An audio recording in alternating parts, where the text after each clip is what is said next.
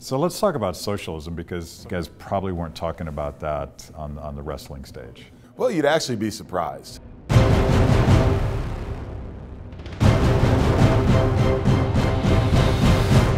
Socialism is apparently cool with the kids now, but why is socialism a bad idea? Well, first of all, it's predicated on the use of force. If I don't want to go along with the policy, someone's going to force me to do that. I mean, in the end, that's what we should all ask ourselves about a government policy. Is this something that you would be willing to force your neighbor to do at gunpoint? Then second of all, from an economic standpoint, because the central planners are not in the system, they have no idea of what's really going on in the system. For example, if you look at pure communism, it's always failed. It failed in Russia because there are no prices. So you can't allocate resources correctly.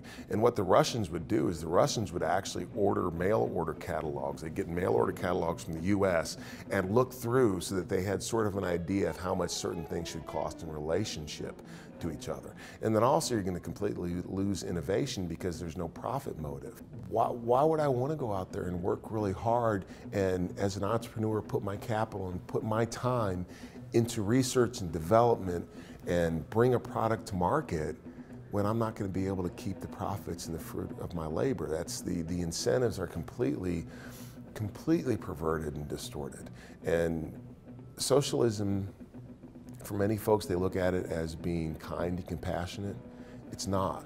In the end, it's based on a gun, and it's based on forcing people to do what one group of people think that they should be doing. I think a lot of people don't know about the body count, how many lives were cost. A lot of these places, of course, have been pretty affluent societies, and then they adopted socialism, or in its purest form, communism, and they fell apart. And all that's happened is death and human misery and poverty. I guess it's just sad and ironic because we see that throughout history, time and time again, and someone rebrands it and, oh, this is a brand new idea. No, it's not. It's the same old thing. And it's awful, and it results in just the worst consequences. It's kind of like the movie Groundhog Day. We keep waking up and say, okay, this time it's going to work. We're going to get it right.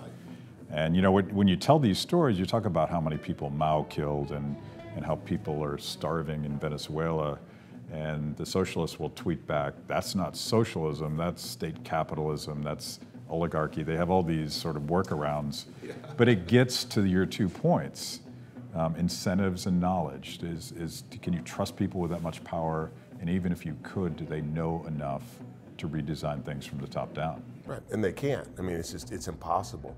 So I sort of see why young people are confused, because they know that the system's broken, and they know that this collusion between big government and big business is a bad thing, and yet somehow we jump to, well, let's put more power in one place.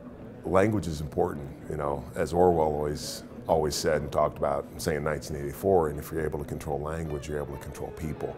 And I think to some extent, really inadvertently, that's what's happened.